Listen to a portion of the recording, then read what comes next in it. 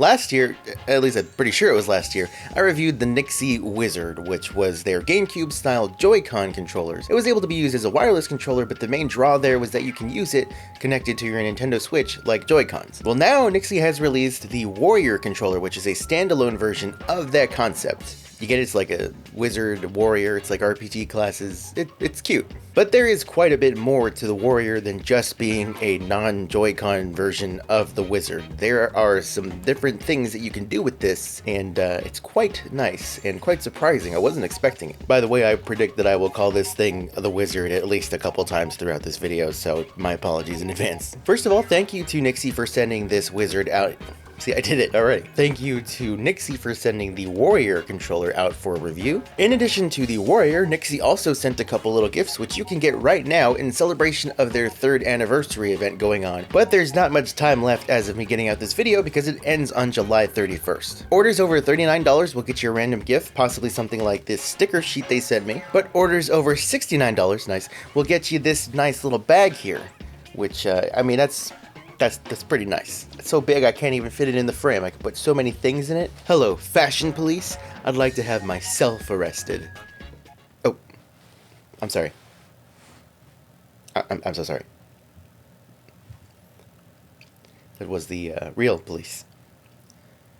So, here it is, the Warrior wireless controller. I got the orange version, which I requested myself because I really like how it looks, and I think it also looks good on camera. It is also available in black and the standard GameCube purple. It's available for $68.99, and I will have an affiliate link in the description and possibly a coupon code as well, so make sure you check there. I know for some people, $68.99 is going to seem a bit steep considering it's around the same price as a standard Pro controller, but you're not buying this if you want a Pro controller, you're buying this because you want specifically the GameCube style controller. And honestly, with the functionality you're going to get out of this controller as well as the build quality, I'd say $68.99 is a pretty fair price for this thing. Inside the box you've got your controller, your instruction manual, you've got modular pieces to swap out for the thumbsticks as well as the back, which yeah, we'll get into that. You've got your USB-A to USB-C charging cable as well as this small USB cable which will plug into this thing, which is an adapter to use this controller on a GameCube. Yeah, you can use this on an actual GameCube. Now this does have a lot of similarities to the Wizard. Of course you have your GameCube style buttons. This does have interchangeable rings around the thumbsticks. You've got that GameCube style, so if you want the different stopping spots along the way, you've got that. Or if you want something more to today's standards and just a full circle, then you can change out to that as well. Out of the box, mine had the small right yellow thumbstick, made of course to resemble and feel like a GameCube C-stick, but if that's not really your jam, you can swap it out for a normal sized thumbstick. Those are functions we've seen on the Wizard, but along the back, there's another modular piece. There's a piece here that has 2 customizable back buttons, as well as a turbo button in the middle. These LED lights above the home button will tell you if either the back buttons or the turbo button are programmed, which is pretty nice. You've actually got a front-facing indicator as to whether or not you've assigned something to one of those functions. You also have a new D-pad that I haven't seen on here before. It kind of has that Xbox Elite controller style D-pad where the whole thing is a circle that you can click in different directions. It is very tactile and in fact very clicky. It is very usable as far as the D-pad goes, and if you like to use D-pads for fighting games, I feel like it's going to feel pretty good. The shoulder buttons are completely different as well. They feel very satisfying to use, especially those trigger buttons. You can actually set the travel distance for these trigger buttons. Along the back there's a little lever you can switch to either give you a shorter or a longer travel distance. The shorter distance is all you're going to need for Switch games because the Switch doesn't really use analog triggers, and pressing that shoulder button, it feels really satisfying. And I realized because to me it kind of feels and sounds like a very smooth linear switch on a mechanical keyboard. It's just nice. But if you really prefer a longer travel distance with triggers, you can just switch that lever on the back and it'll give you a much longer travel distance all the way down. The face buttons and D-pad all feel great. They use optical micro switches, which give you about 0.3 millimeters of travel distance and shouldn't really have any input lag, but I mean, your mileage may vary. Just listen to that A button. Listen to those buttons right there, isn't it? That just sounds nice. So with the adjustable triggers, the modular thumbsticks, the new D-pad, and the programmable back buttons and turbo button, this thing is going to be pretty nice to use in competitive gaming.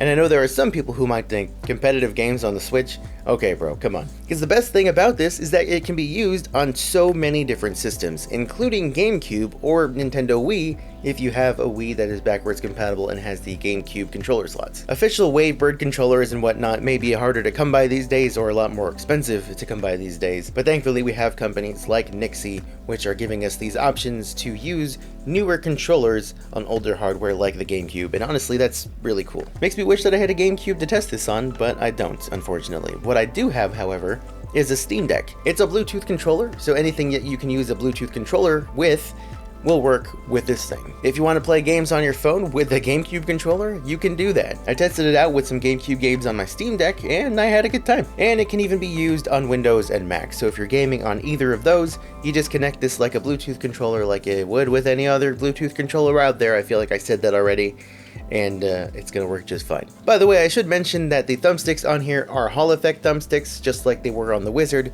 so you're not gonna have to really worry about any drift. This thing also does have gyro, so if you want to use motion controls for anything on the Switch, you can do that.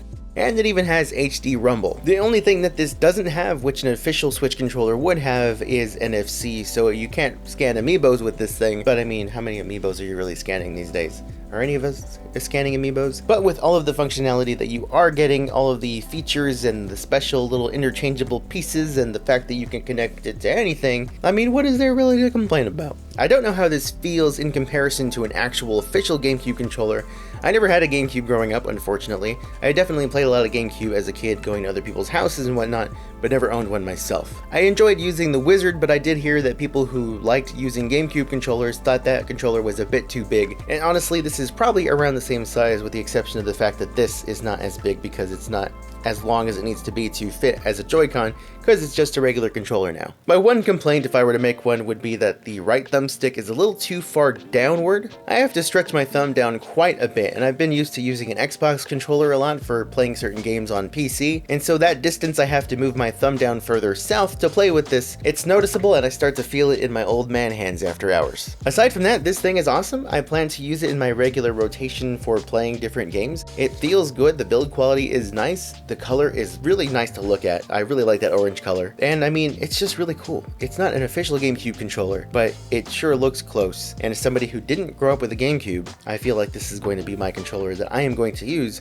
for any GameCube emulation I may do. So if this sounds like it's something for you and you want to pick it up, make sure you check that link in the description. I may again have a coupon code, so you can check that as well. As for me and my house, we will end this video. But before you go, make sure you subscribe if you're new, like this video if you liked it, dislike it if you didn't, leave a comment telling me either way why you did or didn't like this video. And if you don't plan to pick this up, you want to support the channel for free, I've got some videos here you can watch, and you just keep watching, and it helps the channel quite a bit, and it is much appreciated.